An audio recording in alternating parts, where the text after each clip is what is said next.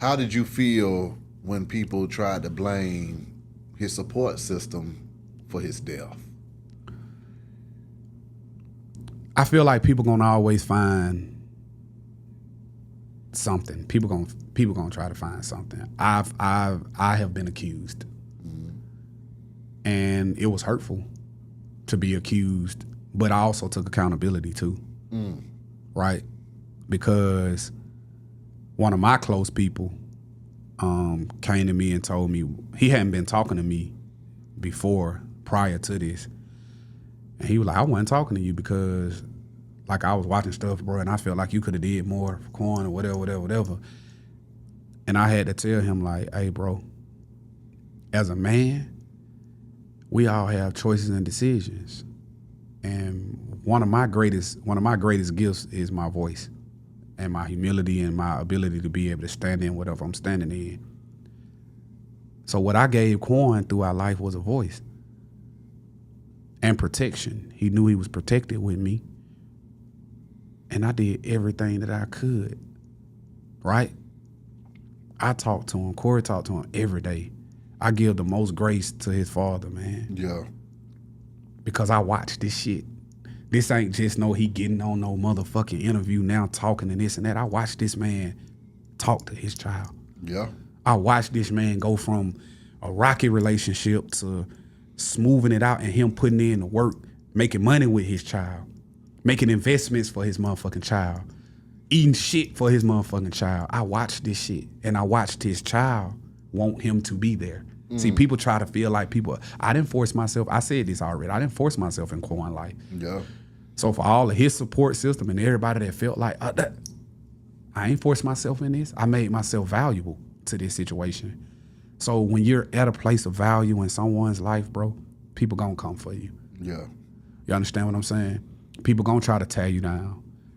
Somebody left a comment on my page that said I should have died because Quan was a such and such soul and this and that. And I read it, I shed a tear, bro. And I said, damn, that's how people feel. But I took that and I said, you know what, I'm gonna take it. I'm gonna make my voice bigger because people don't know what we poured into Quan. People don't know, what it is. And the media putting stuff out here for people to gain their own opinions right now. So some of the stuff you seeing, you left to be able to put your opinion towards it. But I just want to tell the people, be a little bit more conscious of how you making somebody else feel because it's real life. It's real life. And for Dre, because I had my certain little moments that I felt the way even with bro. Like me and him talked, I was like, bro, you should have done this and that. But I wasn't in that moment, and I know if I was in that moment, I know what I would have done in that moment. I do know that because of my love and my care, but I want the people to just be a little quiet, like chill, because he a human, he has kids, he has things, and mental health is real. I just said that. Yeah. So you could be creating something, for a person down the line that could be that, because, I had my anger too. Yeah. And I literally just, the last couple days, just been praying and praying and praying, because I don't like to blame people for nothing. And people got to start realizing we can't blame people. We can say what you could have done because I said it. Damn, you should have did this. Damn, you should have did that. But we got to stop this shit, bro. With that being said, though, Tay, what are you working on, man? Where does Rich Homie Monta go after times like these, man? I mean, what is your career ahead? Where is your mind state? Do you just say, you know what? Because I ain't gonna lie, man.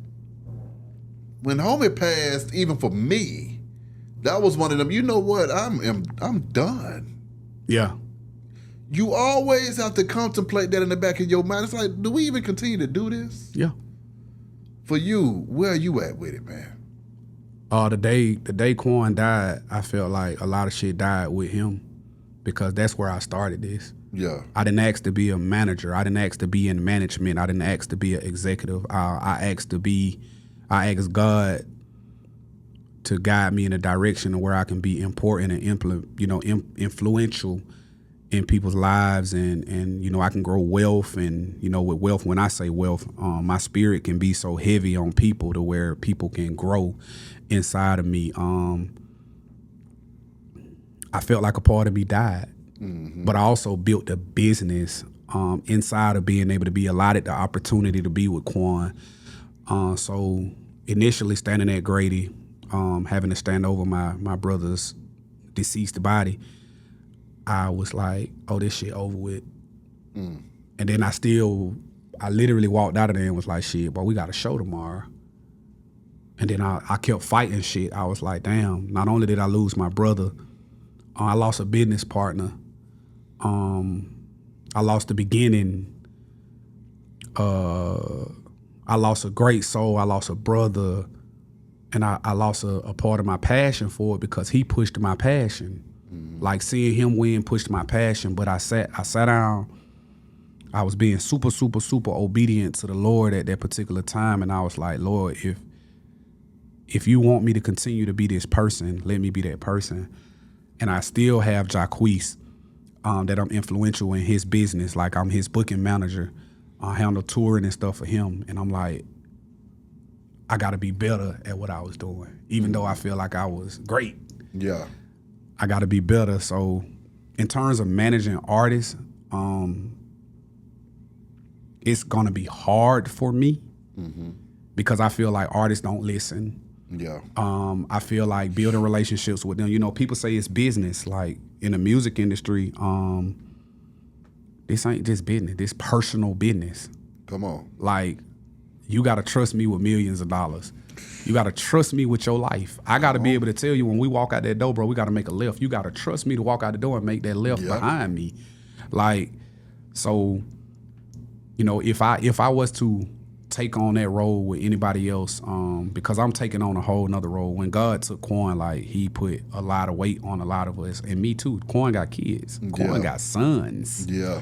Right? That he was being a father to, and I now have to step into a certain type of role that I'm going to embrace with every breath in me. Yeah. You know, to make sure these boys can continue to live a certain type of life. I'm not their dad, so none of that, but you know, when it come to the sports and being able to be that mentor to them and that I'm going to do that. So for me to take that time and pour it into somebody else, it's got to be a very special individual. Come on.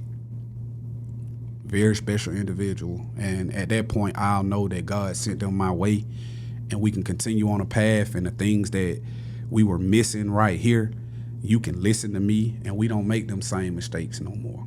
Yeah. Like I tell Quee that all the time. Like I have to reference what I went through with Quan for you to understand stuff because we made mistakes. Yeah. And I don't want you to make the same mistakes. I want you to listen to me. Let me literally guide you. Don't call me and say, bro, I want $50,000 for a show. I'm doing the numbers. I know what it takes to get there. And that's one thing Quan had in me. The faith when it came to handling his shit. He didn't question me. He didn't question me. He didn't question me or his dad. He would literally say, I want this like this or this and that. And some days I would let him live in that because everybody want to make the most money. Come on. And I would be like, it's what got to make sense, bro. And he'll come back and be like, bro, I fucked up. My bad, bro. Do your thing. Yeah. You understand what I'm saying? So I got to deal with that type of person. I can't deal with no person that's doing music and they feel like, oh, I needed to get $200,000 a show. And the worth is $10,000. Bro, go get the money. Yeah. This shit ain't forever. Be obedient to the Lord. Understand that once he puts you in a position, that position can be forever or it can be short term. And understand that the devil also give you gifts too. So when you don't respect that, it may not happen for a long time. So to have that particular person come by me, I'll do it. If not, I'll keep doing what I'm doing. If somebody want to get in contact with you, man, how do they get in contact with you, Monta? Man, my social media, I like it like that because guess what? You go on Rich Homie Monta, Monta. If you talking crazy, I don't have to respond. Come on now. You know what I'm saying? So I check like all of my boxes a lot. I look at some of that stuff, man, and you know, Rich Homie Monta on Instagram. I don't really I got Facebook, my stuff the same on there. Them the only two that I really use like that. I'm still an old head when it comes Nigga, that make come to that stuff. That all this yeah. other stuff, they Twitters out. I don't use all that stuff, man. Yeah. And you know, that's what it is. Well, Monta, you know we gonna do it again. I'm here for whatever, man. Whatever you need, pull up on a player. Man, Be Hot Radio shouted. Rich Homie Monta. In the building. I'll Out of y'all here. in a minute, man. We gone. Gone.